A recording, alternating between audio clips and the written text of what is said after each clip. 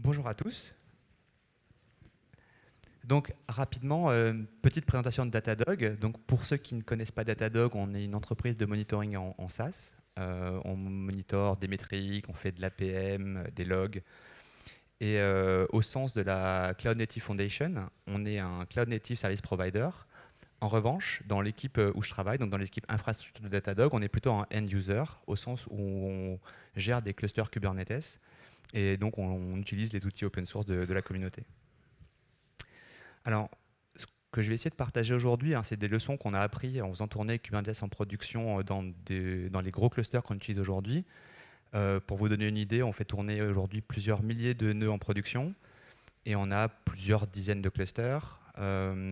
Pour que vous ayez un ordre de grandeur de taille, nos plus gros clusters font à peu près 2000 nœuds et un cluster de taille moyenne à peu près autour de 1000 nœuds.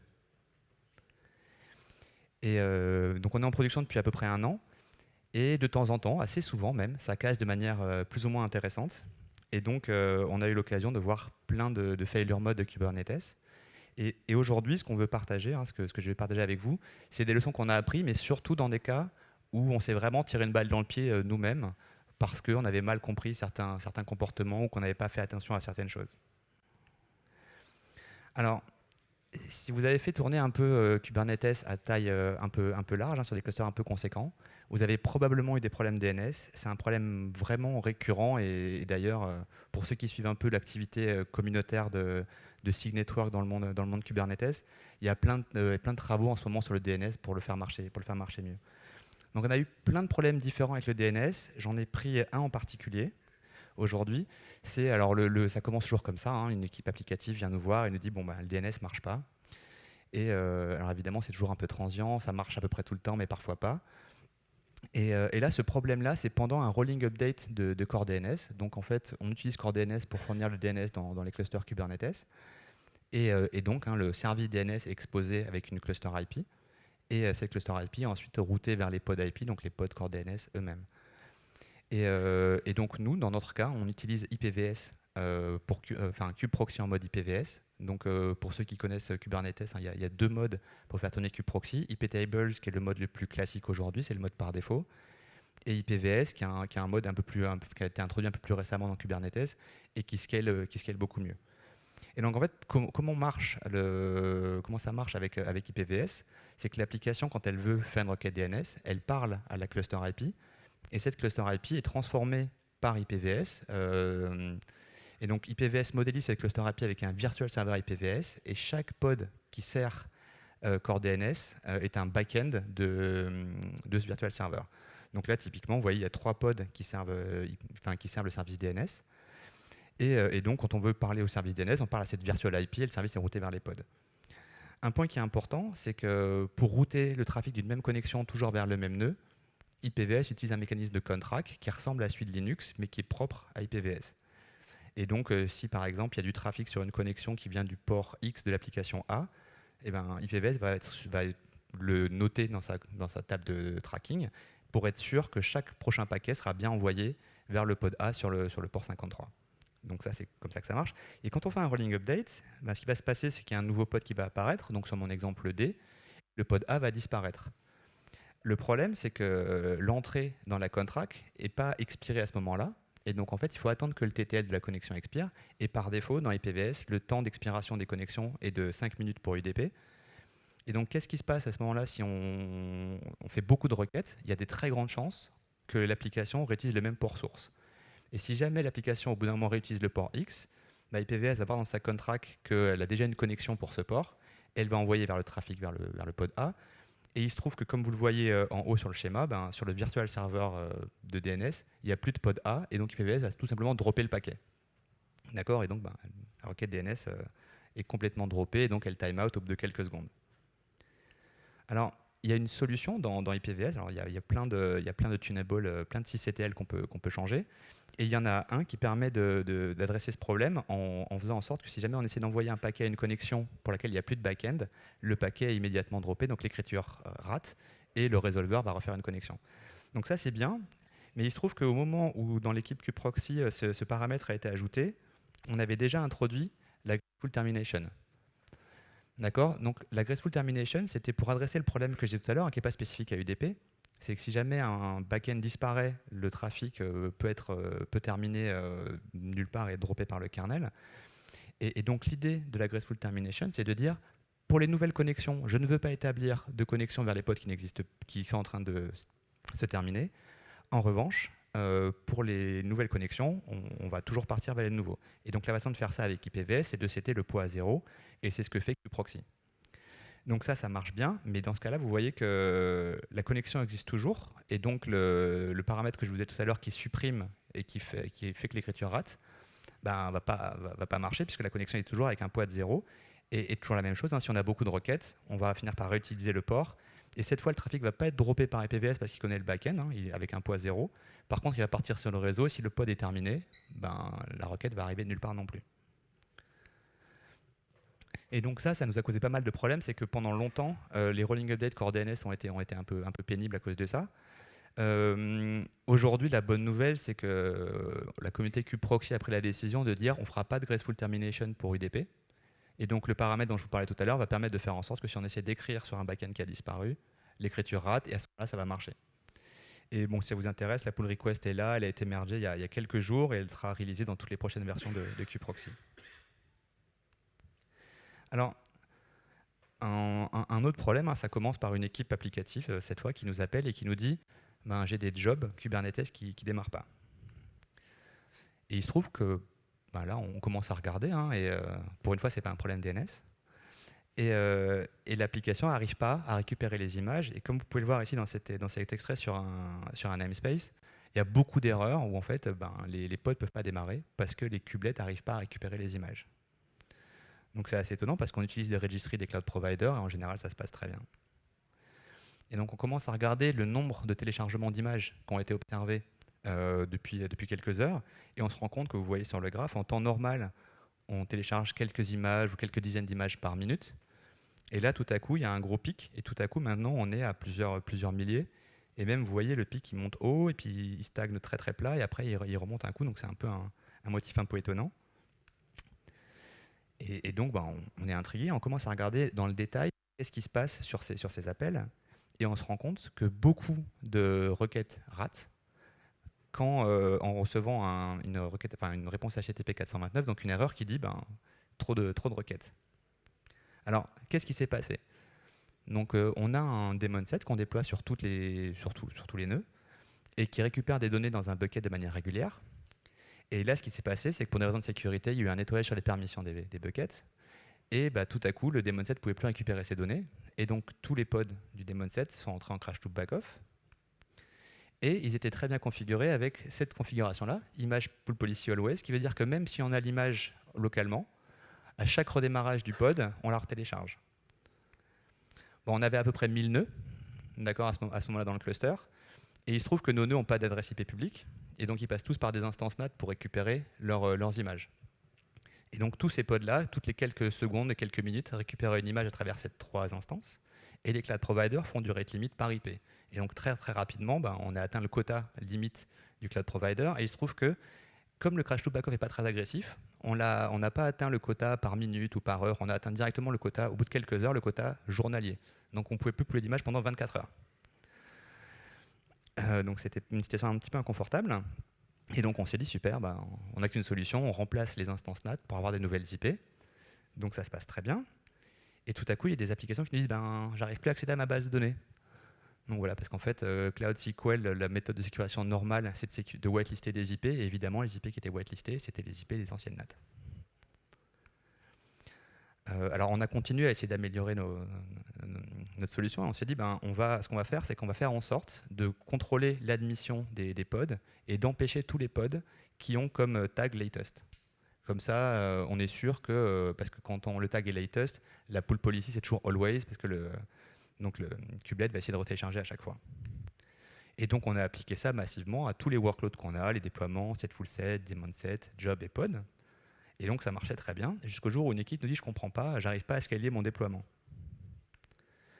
Et en fait, si on fait le test d'admission sur les pods, sur les workloads existants, qui avaient l'image latest, quand le contrôleur essaie de créer un nouveau pod parce qu'on le scale, il va essayer de créer un pod avec l'image latest. Et l'admission controller va dire non, on ne crée pas de pod. Donc on ne pouvait pas scaler, et surtout on ne pouvait pas réparer, c'est-à-dire que s'il y avait des pods qui tombaient, ils ne pouvaient pas être reschedulés parce qu'au moment de la recréation de l'objet pod, eh ben, c'était deny. Donc ouais, pardon. Donc voilà pour notre problème d'image, qui était un problème intéressant. Alors ça fait longtemps qu'on n'a pas eu de problème avec les images, touche du bois. Alors cet incident-là a commencé très, très simplement un matin, une équipe qui nous dit j'arrive pas à me connecter au cluster, j'arrive pas à faire kubectl sur tel cluster. Et la première réaction de l'équipe, évidemment, c'est de dire mal configuré, problème de permission, re-regarde, quoi. Et puis il nous dit non, quand même, ça marchait tout à l'heure, ça marche plus, c'est bizarre. Et donc on se connecte sur le cluster et on essaye. Et ça marche pas non plus. Donc là, on commence à s'inquiéter un petit peu.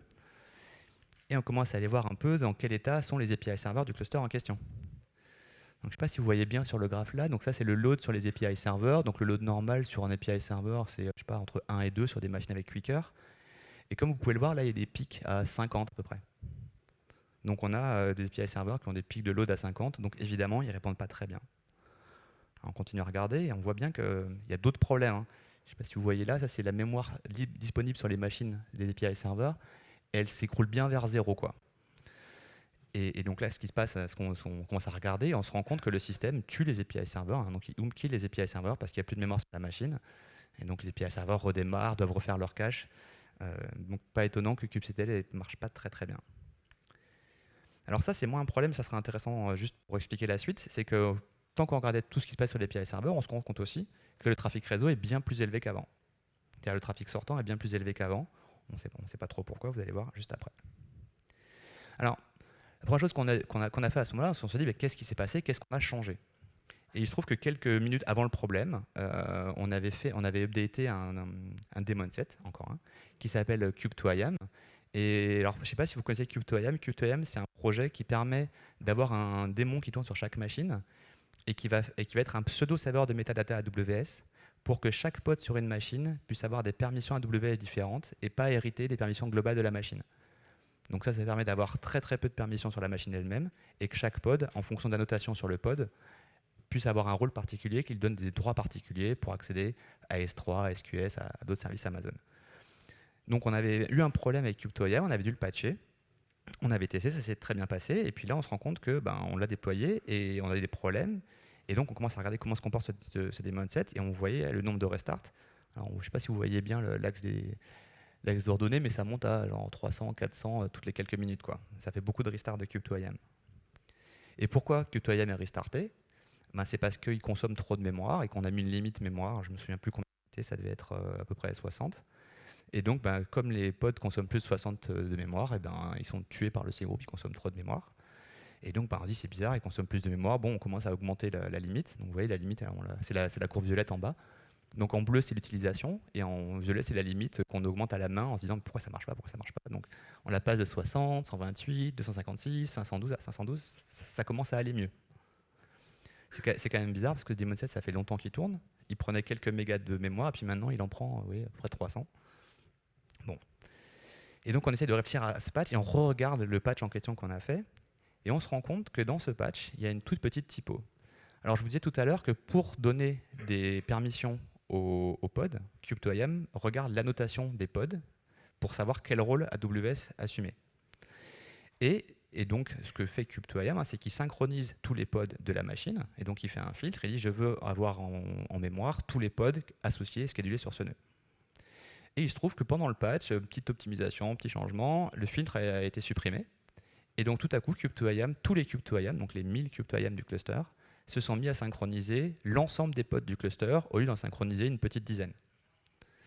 Donc ça a eu deux effets. C'est que ça explique la consommation en mémoire des pods Kube2IAM, vous voyez, parce qu'ils doivent synchroniser tout le cluster.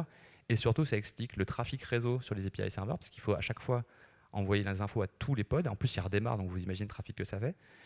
Et évidemment, ça augmente énormément la consommation mémoire des API serveurs, parce qu'ils doivent, pour toutes les connexions, ils doivent serialiser l'ensemble de l'objet et l'envoyer à chacun des pods. Donc, oui, c'est une toute petite typo, mais quand on déploie ça sur un daemon set d'un millier de nœuds, ça fait des gros impacts. Alors, encore un problème DNS. Alors, ça a commencé par une équipe qui se dit je comprends pas, mes mises à jour DNS prennent 30 minutes, on se dit encore un problème DNS. Et il se trouve que cette fois, vous allez voir, c'est pas du tout un problème DNS. Enfin, ça apparaît comme un problème DNS, mais la cause n'est pas du tout DNS. Alors, Juste pour vous donner un petit peu de contexte, on a plusieurs clusters et on a des VM qui ne sont pas dans les clusters Kubernetes et on a besoin assez régulièrement de faire de la communication entre les clusters et depuis des VM vers des clusters. Et parfois, on ne peut pas passer par des ingress ou des load balancers parce que c'est du trafic gRPC, c'est du trafic Cassandra, du trafic Kafka. Et dans ce cas-là, ça ne marche pas. Et donc, pour faire ça, on utilise un service qui s'appelle External DNS, hein, qui est open source, qui fait partie de l'écosystème Kubernetes. Et ce que fait External DNS, c'est qu'en fait, il regarde l'ensemble des services qui ont une annotation où on dit « je veux publier un DNS pour ce service », et dans une zone du cloud provider, en l'occurrence, il crée un enregistrement pour ce service. Alors évidemment, les clusters IP, elles n'ont pas de sens entre clusters. Donc les services qui sont de type cluster IP, ils ne sont pas publiés. Donc ça marche pour les services de type load balancer. Donc s'il y a un load balancer qui se crée, ça va faire un CNAME vers load balancer. Et ça marche pour les headless services. Donc les headless services, c'est des services qui n'ont pas de cluster IP, mais juste des endpoints. D'accord. Et donc ce que fait External DNS dans ce cas-là, hein, c'est qu'il va créer un enregistrement avec le nom du service et il va mettre l'ensemble des pods, l'ensemble des IP des pods dans l'enregistrement. Et comme nous, dans notre cas, on a fait en sorte que les IP de nos pods soient routables dans tout notre réseau, ça veut dire que depuis n'importe quel cluster, en résolvant ce nom-là, on aura la liste des pods et on pourra y accéder. Et donc ça, c'est du contexte. Et en général, la propagation, entre le moment où il y a des changements sur les pods et la propagation, c'est pire cas, quelques minutes, quoi. Et bon, l'équipe se souvient qu'il y avait 30 minutes, donc on se dit c'est bizarre, ça doit être un problème chez eux, un cache applicatif, choses comme ça. Et puis on regarde les logs des External DNS, et comme vous voyez là, on se rend compte qu'en fait, il y a quelque chose qui a pris vraiment longtemps. Donc en fait, pour vous donner une idée, c'est quelque chose qui tourne toutes les minutes. Donc il faut que ça aille quand même relativement vite. Et là, générer les records, donc les records théoriques qu'on crée à partir des services dans Kubernetes, ça a pris 36 minutes. Vous vous rendez compte, hein, si on fait un rolling update, le temps qu'on ait toutes les informations, c'est un peu lent. Alors, pourquoi ça prend autant de temps? Alors juste pour bien comprendre, hein, on va regarder le comportement d'External DNS. Alors ce qu'il fait, hein, c'est qu'il, comme je disais tout à l'heure, il prend l'ensemble des services qui ont une annotation pour publier le service dans les DNS externes. Et pour tous les services headless, donc les services qui n'ont pas de cluster IP, il prend tous les pods qui matchent, il liste tous les pods qui matchent le service selector du service dont on parlait tout à l'heure, et il prend leurs IP si les pods sont running, il les ajoute, il fait un gros record de DNS round robin. Dans ce cluster, on a un use case un peu particulier, on a beaucoup de headless services, on en a 1500, et c'est important pour la suite. Alors, qu'est-ce qui avait changé? Donc je vous disais, hein, vous vous rappelez, pour chaque service, on fait un list pod. Et donc on s'est dit, est-ce que le call list pod est lent? Donc là, vous avez le graphe de la durée du call list pod. Donc on a pris les audit logs, on parse les audit logs, et on a graphé la durée du call list pod en fonction du temps. Donc en temps normal, lister les pods du namespace, ça prenait 75 millisecondes. Et au moment où on a commencé à avoir des problèmes, vous voyez, ça commence à prendre plus d'une seconde. Donc après, le calcul est assez facile, hein. Chaque fois que External DNS refait une synchronisation, il fait 1600 services, chaque call list prend à peu près 1 seconde 2. Multiplication, vous voyez, on arrive à peu près 33 minutes. On n'est pas loin du problème qu'on avait tout à l'heure. Alors, pourquoi lister les pods était si lent? Alors, c'est bizarre parce que lister des pods, ok, il y en a beaucoup, mais quand même. Alors, dans le cluster, vous voyez, ça c'est l'évolution du nombre de pods dans le namespace au cours du temps. Donc, normalement, il y en a à peu près un millier, enfin 900. Et vous voyez que là, on est passé autour de 4500. Pourtant, l'application n'a pas changé, enfin pas de changement particulier, mais on est passé de 900 à 4500. Alors on se dit, ils sont dans quel statut ces pods? Et oui, ça c'est le nombre de pods qui sont evicted. Donc on est passé de 0 à 3300. 3500. Donc ce qui est important, hein, pour l'éviction, c'est que quand un pod est évicté, il disparaît, il est plus schedulé sur un nœud, il est plus nulle part. Mais l'API server le garde en sorte de metadata, donc il a encore une extension dans le TCD. Et quand on liste les pods, on verra le pod avec le statut evicted, ça permet de débugger, c'est souvent assez pratique. Mais là, évidemment, maintenant, quand on listait les pods, au lieu d'en lister 900, on listait parmi 4400 et c'était beaucoup plus gros. Alors, cela dit, vous dites bien qu'un API server, ça peut potentiellement servir des nombres de pods beaucoup plus grands que ça, et que ça ne doit pas prendre 1 seconde et quelques. Il se trouve que ce cluster-là, il a longtemps été assez petit, et donc il avait des API serveurs de taille raisonnable. Vous voyez, il y en a 3, et ils sont configurés pour utiliser 24 Go de mémoire. Et vous voyez que c'est la même courbe de temps que tout à l'heure. Et malgré le changement de workload, la mémoire, elle reste vraiment à 24 Go, ça n'augmente pas. Et donc en fait, c'est parce que le cache est plein, et donc l'API server ne peut pas cacher plus et être plus efficace sur les requêtes, c'est pour ça qu'elles sont lentes. Et ça se vérifie si on regarde le trafic sortant des ETCD. Donc le trafic normal sortant d'un ETCD, vous l'avez sur la gauche, et après sur la fin quand c'est réparé, c'est autour de 30 mégaoctets par seconde. Et au moment où on commence à faire beaucoup plus de requêtes sur un ensemble de pods beaucoup plus gros et que les API serveurs peuvent plus cacher parce qu'ils n'ont plus de mémoire, eh ben, les etcd ils envoient beaucoup plus de trafic. Et donc évidemment, lire dans etcd au lieu de lire depuis les caches des API serveurs, c'est beaucoup plus lent. Alors, juste pour revenir à la route cause elle-même, hein, d'où venaient les évictions? Donc d'ailleurs, on s'est dit, mais c'est bizarre, on a quelques milliers de pods qui ont été évités, qu'est-ce qui s'est passé?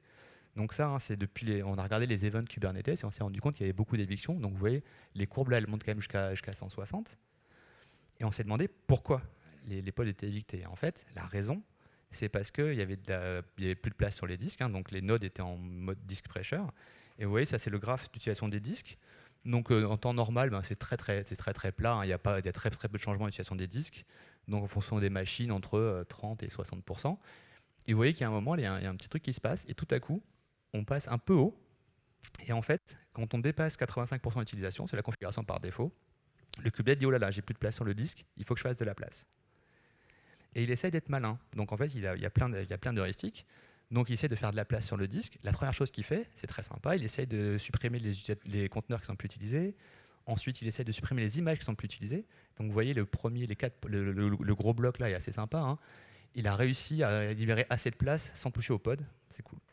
Bon, il se trouve que là, on avait un problème sur cette machine-là, et qu'assez rapidement, vous voyez en bas, il dit bah non, ça marche plus, il n'y a plus d'images pas utilisées que je peux supprimer, et donc je dois supprimer des pods. Et la dernière ligne là, c'est qu'en fait, il va ranker, donc il va faire une liste des pods, et il va les trier par la taille qu'ils utilisent en ce moment sur le disque, et il va choisir lesquels il va enlever. D'accord? Il va enlever les pods qui prennent le plus de place, parce que c'est ceux qui vont en libérer le plus. Et alors, qu'est-ce qui s'était passé dans notre cas?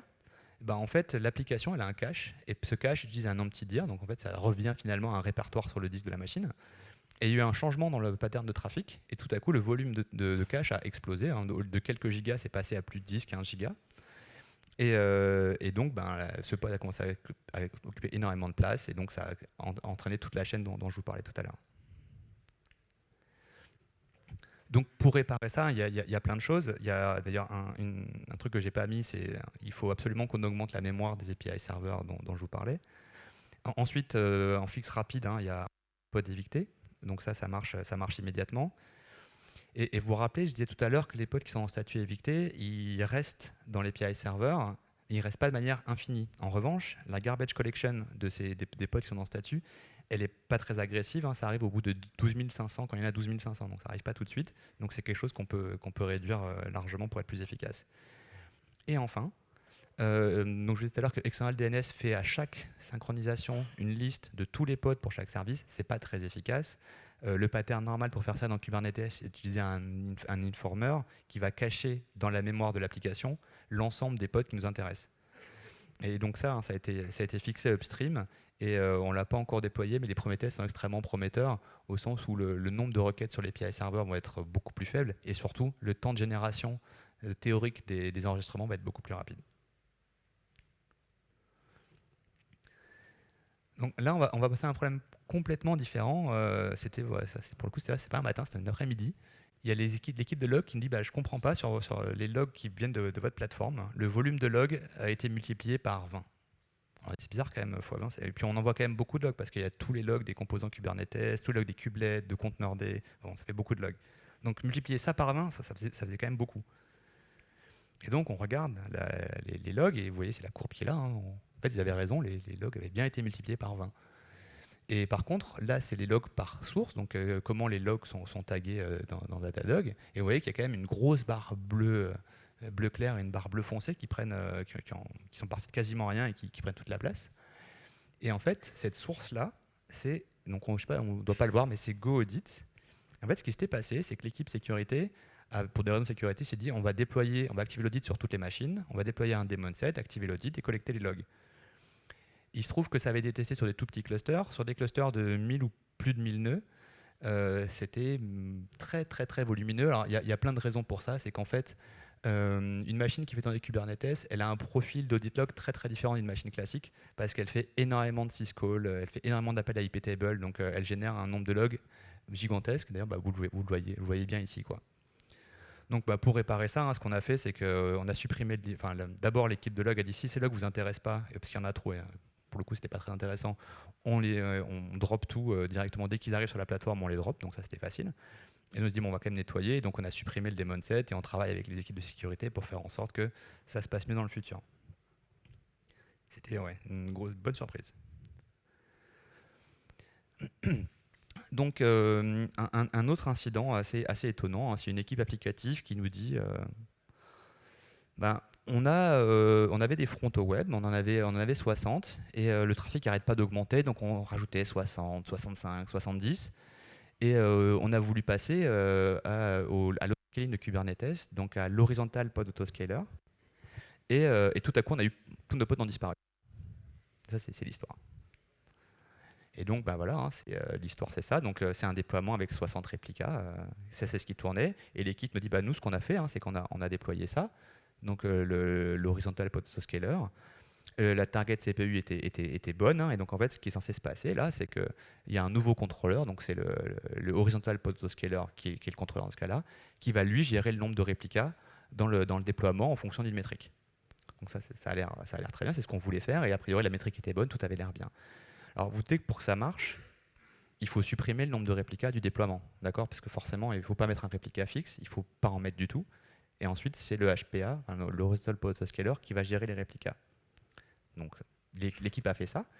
Et en fait, ce qui se passe, quand on édite un déploiement, quand on modifie un déploiement qui a un nombre de réplicas ACT et qu'on enlève le nombre de réplicas, eh ben, le ply essaye d'être assez malin, il se dit, oulala, il l'a enlevé, donc il doit vouloir... Et la valeur par défaut, c'est 1. D'accord? Donc en fait, on est passé en quelques secondes de 60 réplicas à 1 réplica. Et c'est documenté hein, upstream avec plein de workarounds pour fixer ça. Donc faites très attention. Activez, si vous utilisez l'autoscaling, activez-le d'entrée ou sur un nouveau déploiement. Le faire sur un déploiement existant en supprimant le nombre de réplicas, ça peut créer des grosses surprises. Alors, vous savez, de temps en temps, on a l'impression que les machines font des choses par eux-mêmes et qu'il y a des fantômes, des choses comme ça qui opèrent.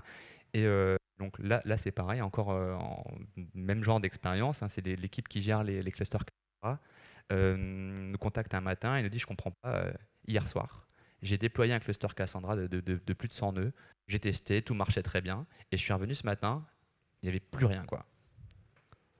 Bon, c'est étonnant. Donc voilà, c'est ce que je vous disais, tout s'est bien déployé, puis le lendemain matin, plus rien. Donc on commence à regarder un petit peu, on se rend compte que tous les pods Cassandra, il y a beaucoup de pods Cassandra, hein, il y en a 25% qui sont pending, donc qui sont plus schedulés sur un nœud, et le message d'erreur, en gros, c'est ça, hein, c'est il y a un problème d'affinité de volume. Et alors en général, alors je vous explique là encore un petit peu de contexte, c'est que pour les applications comme Cassandra ou comme Kafka, on utilise des volumes locaux. D'accord? Donc en fait, on crée des persistent volumes Kubernetes qui sont assis sur des disques locaux sur les machines. En général, parce qu'on a des machines avec beaucoup de disques SSD très rapides. Et évidemment, le scheduler, quand on a un volume local, il dit, quand il veut démarrer un pod, il a besoin que ce pod soit... Donc le pod va être associé à un persistent volume, et ce volume, il est associé à une machine physiquement, parce que forcément, il est sur les disques de la machine. Et là, en gros, ce que nous disait le problème, c'est qu'il disait, en fait, je n'arrive pas à trouver, j'ai un pod à scheduler, il est associé à un persistent volume, mais j'ai pas la machine pour ce volume. On continue à regarder, et on se rend compte qu'il y a 25% de nodes qui ont disparu. Et donc évidemment, comme les volumes locaux étaient associés à ces nœuds, le scheduler ne sait plus comment redémarrer les pods Cassandra. Alors je sais que dans le cloud, on peut s'attendre à ce que des machines disparaissent de temps en temps. Ça fait beaucoup quand même, en une nuit. Et donc on s'est dit, mais qu'est-ce qui s'est passé? Et donc il se trouve que ces machines-là, elles étaient déployées dans un autoscaling group sur Amazon. Et donc on avait créé un autoscaling group de plus de 100 nœuds. Et tout s'était très bien passé. Mais en fait, comme vous le voyez sur le schéma à gauche, donc le schéma là en bas, pardon, il représente le nombre de machines par zone de disponibilité. Et en fait, en général, ça c'est extrêmement bien équilibré entre les zones. Et nous, comme le cluster est monté, personne ne s'est posé de questions. Le cluster est monté, et voilà. Sauf que ce qui s'est passé à ce moment-là, c'est que sur la zone B, donc la zone en violet, il n'y avait plus de capacité pour le type de machine dont on avait besoin pour le cluster. Et donc Amazon est super sympa, ce qu'ils ont fait, c'est qu'ils nous ont donné d'autres machines dans d'autres zones. Mais le cluster était extrêmement déséquilibré. D'accord, vous voyez, hein, il y avait beaucoup plus de machines dans la zone E, donc en jaune, que dans la zone violette. Et comme l'autoscaling d'Amazon est assez intelligent, assez sympa, ce qu'il fait, c'est qu'au bout d'un moment, il a retrouvé la capacité dans la zone B, et donc il a commencé à supprimer des machines dans la zone E et à leur créer dans la zone B. Donc pour des workloads qui sont setless, ça se passe très bien. Pour Cassandra n'a pas aimé, hein. Donc, bon, il n'y a pas de solution magique à ça. Donc, ce qu'on fait aujourd'hui, c'est qu'on a 3 autoscaling groups différents dans chaque zone de disponibilité, et comme ça, et on les donne à taille donnée. Et si jamais on n'a pas assez de nœuds qui démarrent, ben, on s'en rend compte tout de suite et pas le lendemain pendant que le cluster vit sa vie. Un problème qui nous est arrivé de manière relativement récurrente, c'est des gens qui commencent à nous dire que les déploiements sont très très lents. Et donc pour vous donner une idée, hein, on a un Heartbeat qui mesure le temps de déploiement sur les clusters. Donc vous voyez ici, c'est le temps de déploiement sur un cluster. Donc le temps normal à gauche, c'est entre en gros 1 et 2 secondes. Et vous voyez qu'au cours du temps, ça augmente progressivement et que là, on est tranquillement passé autour de 5 secondes. Et ça commence à être sensible parce que les gens se rendent compte que c'est beaucoup plus lent qu'avant. Et donc on se dit, mais pourquoi c'est lent? Et donc on regarde beaucoup d'indicateurs et on finit par se rendre compte qu'on a 4000 pods qui sont en statut pending. Et donc, pourquoi on a 4000 pods en statut pending? C'est parce qu'en fait, il y a un cron job qui a été créé et la tolération n'est pas bonne. Et donc en fait, le scheduler, il n'arrive pas à trouver de nœuds qui ont une TEN qui match la tolération. Et donc, le pod est créé par le contrôleur des cron jobs, enfin, par le contrôleur des cron jobs. Le scheduler dit, j'ai un pod à scheduler, j'y arrive pas, donc le pod est pending, et toutes les 10 minutes. Donc, au bout de, c'est très linéaire, et puis là, le temps de déploiement augmente de manière linéaire à cause de ce problème-là, parce qu'évidemment, hein, le scheduler, ce qu'il fait à chaque itération, c'est qu'il prend tous les pods pending, il essaie de leur trouver un nœud pour les associer, quoi. Et donc, plus il y a de pods pending, plus le scheduling est lent. Donc voilà, faites attention au cron job. Mais on va en reparler tout à l'heure. Alors, d'ailleurs, une petite variante de celui-là, c'est à peu près le même genre de problème. Donc toujours pareil, hein, une équipe qui nous dit les déploiements sont lents. Donc on commence à avoir l'habitude, on regarde les heartbeats. Donc vous voyez, donc tout à l'heure l'échelle ça allait de à peu près 1 à 5. Là ça va de 1 à 20. Et donc effectivement là on se rend compte qu'il y a un problème parce que maintenant cette courbe-là on la regarde assez régulièrement. Et on se dit, ça doit être encore exactement le même problème qu'avant, des pods pending et un problème de tolération sur le cron job. Alors effectivement, vous pouvez voir le nombre de pods pending en bas, hein, qui est passé à peu près de 0 à 4000. Donc même problème que tout à l'heure, on dit on a trouvé le problème. Donc on commence à regarder les tolérations, et cette fois, par contre, les tolérations sont bonnes. Donc c'est pas le même problème que tout à l'heure du tout. Enfin, ça ressemble, mais c'est pas tout à fait le même. Et en regardant le scheduler, on se rend compte que le scheduler essaie de faire des préemptions. Donc le scheduler essaie de faire des préemptions quand il a besoin de scheduler des pods et qu'il se dit peut-être que sur un nœud, je peux éviter un pod pour en mettre un qui est plus prioritaire. Et c'est quelque chose qui fait que quand il y a des problématiques de ressources. Donc on se rend compte que cette fois, ce n'est pas une problématique de le scheduler n'arrive pas à trouver un nœud qui match, c'est juste qu'il n'arrive pas à trouver de ressources. Alors c'est étonnant parce que ces jobs-là, ils tournent sur un pool de machines depuis des mois, on n'a jamais eu le problème. Alors qu'est-ce qui s'était passé cette fois? En fait, les tolérations étaient bonnes, mais en fait, la root cause, hein, c'est que le cron job a changé de namespace. Donc l'équipe s'est dit, je vais renommer mon namespace et je bouge le cron job dans le nouveau namespace. Donc c'est des opérations qui sont assez courantes. Donc là, tout était bien, la tolération était bonne. Mais alors, nous, ce qu'on fait, c'est qu'on utilise Vault pour nos secrets. Et en fait, les pods s'authentifient dans Vault avec leur service account. Et les permissions sont liées au service account, mais ce service account, il est associé à un namespace. Et donc, en fait, quand le cron job a été changé, toute la configuration de Vault était plus bonne. Et donc, les pods ne pouvaient plus récupérer leur secret dans Vault. Alors, le problème, c'est que pour récupérer les secrets, la plupart des applications, ce qu'elles font, c'est qu'elles utilisent un init container qui donc se connecte, s'authentifie dans Vault avec ses credentials Kubernetes et ensuite récupère un ensemble de secrets qu'elle écrit en général dans un fichier et ensuite l'application démarre en tant que conteneur normal. Donc là, les init containers ne démarrent pas et les init containers eux-mêmes commencent à être en crash loop. Alors, la raison, hein, ça rejoint le problème de tout à l'heure, c'est une des raisons pour lesquelles c'est un problème, c'est que par défaut, les cron jobs, ils ont un paramètre qui c'était à allow. Et ça veut dire quoi? Ça veut dire que si quand à la prochaine itération d'un cron job, celui d'avant est encore en train de s'exécuter, et je continue à en faire. Donc, ce qui explique pourquoi on peut en avoir des milliers. Donc, on fait plein de pods, et ces pods consomment des ressources sur les machines. D'accord? Au bout d'un moment, les pods ne peuvent pas être schedulés parce qu'il n'y a plus de ressources sur les machines, et ça crée le problème pending dont je vous parlais juste avant. Et en fait, alors, c'est certes notre faute, parce qu'on s'est raté sur les permissions d'Envault, mais en fait, c'est lié à un vrai bug upstream. C'est que normalement, pour les jobs, il y a un paramètre qui s'appelle la back-off limit, qui est CT à 6, qui fait que si un job n'arrive pas à démarrer au bout de 6 fois, il est considéré comme failed. Ok. Sauf que ce compteur-là ne s'applique pas aux init containers. Donc en fait, quand vous avez un init container en crash loop back-off, ce compteur n'est jamais honoré, il va être redémarré des centaines, voire des milliers de fois. Ça a été fixé upstream il y a quelques semaines, donc ça c'est plutôt une bonne nouvelle. Donc quand on utilise des conteneurs, hein, l'objectif c'est qu'ils soient contenus et donc qu'ils soient isolés les uns des autres. Et vous avez probablement entendu plein d'exemples dans lesquels ce n'est pas le cas, je vais en partager quelques-uns aujourd'hui. Alors, un premier problème, c'est les problèmes où le runtime ne marche plus. Donc, si un pod affecte le runtime, évidemment, ça impacte toute la machine, quoi. Donc, nous, comme runtime, on utilise containerd. Et donc, un problème qu'on a eu plusieurs fois, c'est des pods qui sont bloqués en terminating. D'accord. C'est-à-dire qu'en fait, vous listez vos pods, ils sont terminating et ils terminent jamais.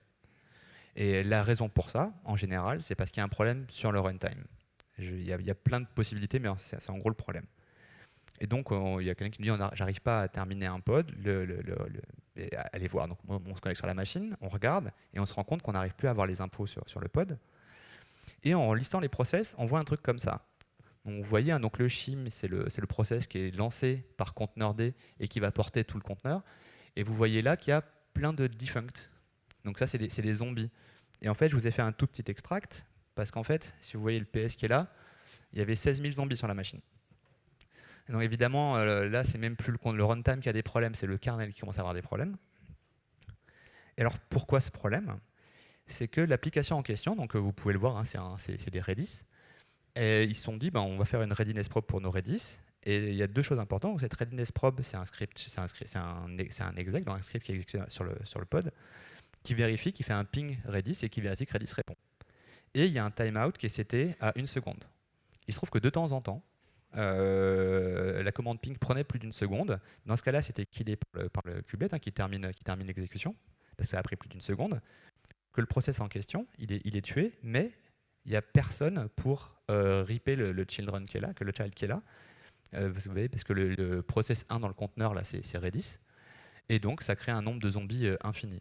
Donc, juste deux choses sur ça. Hein. Toujours utiliser Tiny ou une variante comme PID1 dans vos conteneurs, ça vous sauvera de plein de problèmes. Ça, c'est un exemple de problème qu'on a eu, on en a eu plein d'autres. Et ensuite, faites très attention avec les exec probes, c'est vraiment source de problèmes. Une variante, hein, c'est que là, on se rend compte que dans les logs, le runtime n'arrive pas à arrêter les conteneurs.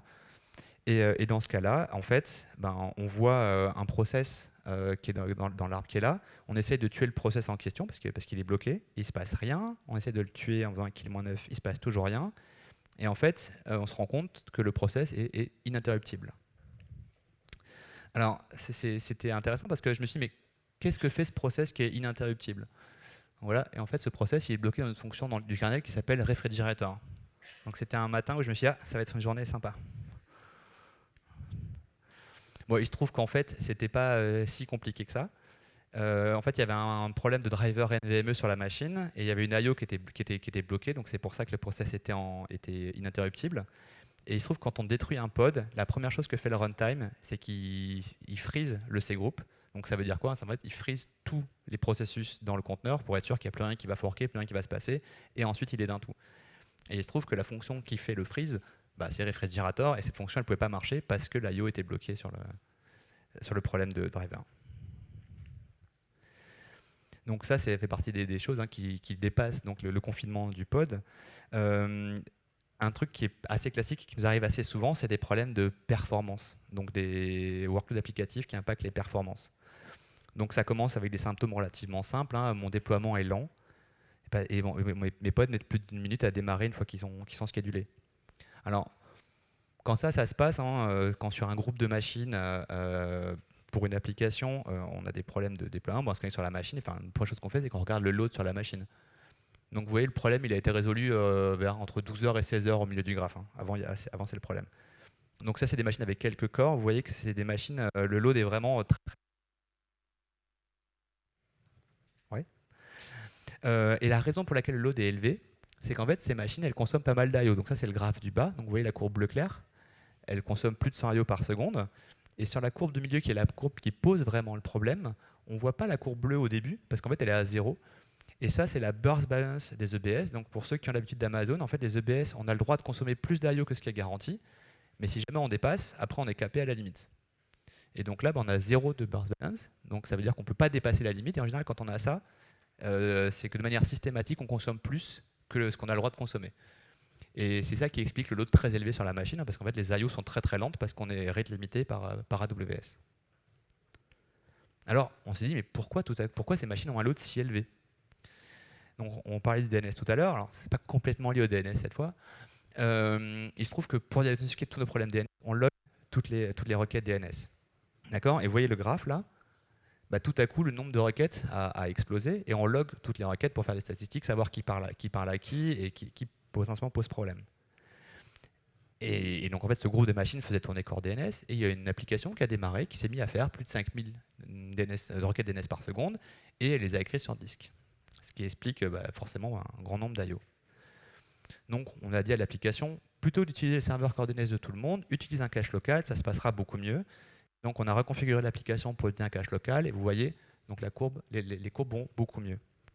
Mais quand même, ça faisait un moment qu'on était en train de regarder ces machines et vous voyez que les IO sont quand même très élevés. C'est des machines auxquelles elles servent des ports Core DNS, il y a plein de composants en système, mais elles ne devraient pas avoir un nombre d'IO aussi élevé.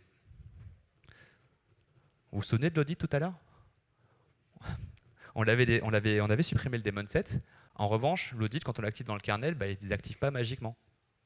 Et on ne voyait plus le problème parce qu'en fait, les logs étaient droppés quand ils arrivaient sur le processing de Datadog, donc on n'avait pas de problème. Et par contre, les logs étaient encore écrits sur disque. On a désactivé l'audit pour de bon, ça s'est mieux passé. Bon, quand même, vous voyez le petit reste de courbe bleue là à droite? Moi, ça commençait à faire peut-être une demi-journée que j'étais sur ces machines et ça me travaillait parce que ça allait beaucoup mieux, mais il y avait quand même une machine qui ne marchait pas comme les autres. Elles sont toutes quasiment à 0 et il y en a une qui n'est pas à 0. Donc je regarde, je zoome un peu. Donc ça, c'est toujours les IO par node. Et vous voyez qu'en fait, ce n'est pas une courbe qui est plate, c'est une courbe qui spike à peu près toutes les minutes. Et je me dis, on a peut-être un cron job. Donc en fait, ce qui se passait, c'est qu'on avait effectivement un cron job, et il se trouve que ce cron job était toujours schedulé sur le même nœud. Vous voyez en bas, c'est le nombre de conteneurs créés par nœud, et la couleur, c'est le nœud, donc vous voyez, c'est toujours le même qui prend le cron job. Et la raison, c'est parce que le scheduler, il est consistant, donc il prend toujours la même décision. C'est qu'à chaque moment, il doit scheduler un pod, il va dire, cette machine, il y a un peu plus de place, un peu plus de ressources, je schedule sur celui-là. Donc, alors, ok, mais je dis, okay, est-ce que c'est vraiment lié au cron job? Parce que ce cron job, il ne fait pas grand-chose, vous allez voir après. Donc je suspends le cron job, à 0, je change le contenu du job, ça passe à 0. Qu'est-ce qui se passe quoi? Donc c'est bien lié au job lui-même. Et le job, il fait ça. En fait, le job, il crée un service dans Kubernetes qui expose des instances consul qui sont à l'extérieur. Donc il fait deux choses. Il fait un call à l'API Amazon pour lister les machines qui s'appellent consul, et il update les endpoints du service cluster qui s'appelle consul avec ses IP. Est-ce que vous imaginez que ça peut créer 100 IO, un truc comme ça? Comme ça, franchement, c'était pas on se disait que non, quoi. Et puis, en creusant, on s'est rendu compte que quand on appelle kubectl sur une machine où on l'a jamais fait, ce que fait kubectl, c'est qu'il décrit l'ensemble des API de l'API server et qu'il les cache sur disque. Et donc vous voyez, là j'ai fait un seul appel sur une machine vide, il a créé 163 fichiers. Et même si on regarde donc une commande toute simple comme celle-là, sur une machine où on n'a rien fait, ça va faire 45 API calls. Donc évidemment, il y a des manières beaucoup plus simples que le faire que kubectl, mais ça c'était pratique. Donc voilà, c'est anodin, juste kubectl fait plein de choses. Voilà, on arrive au bout, j'ai déjà vraiment limite au niveau temps. Donc faites vraiment attention aux daemon sets quand vous avez des clusters un peu grands. Ça a été vraiment une cause de problème régulière, chez nous. Les cron jobs, pareil, plein de sources de problèmes. Le DNS, vous aurez des problèmes DNS si vous faites si vous avez des clusters un peu conséquents. N'oubliez pas que sous vos workers, vous avez des infrastructures cloud avec des comportements qu'il faut comprendre. Les conteneurs ne sont malheureusement pas toujours parfaitement contenus. Et enfin, c'est probablement le plus important, expliquez bien comment marchent les primitives Kubernetes aux gens qui les utilisent. Les gens après ont tendance à beaucoup apprendre au fur et à mesure, et il y a plein de problèmes qu'ils ont qu'ils ne devraient pas avoir parce que vous avez déjà appris. Donc prenez bien le temps de partager les problèmes et les best practices avec toutes les équipes qui consomment Kubernetes. Voilà, je pense qu'on est très très juste pour les questions, mais je vais rester dans le coin juste après. N'hésitez pas à me contacter si vous avez des questions, et surtout si vous voulez casser des gros clusters Kubernetes, on cherche des gens pour nous aider à ça. Merci beaucoup.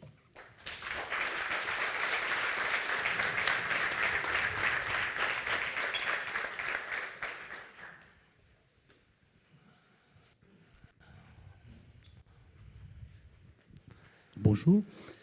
Question simple, ça veut dire quoi un gros cluster?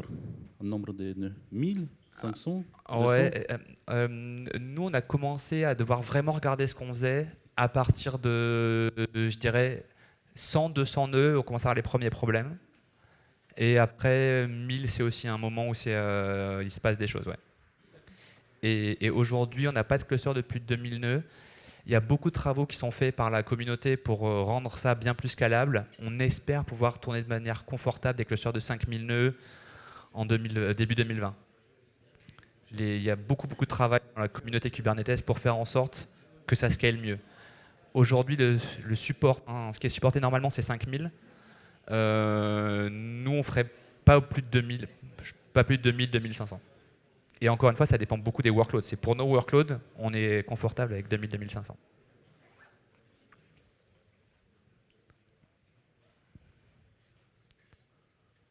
D'autres questions? Non? Bon, merci beaucoup, Laurent.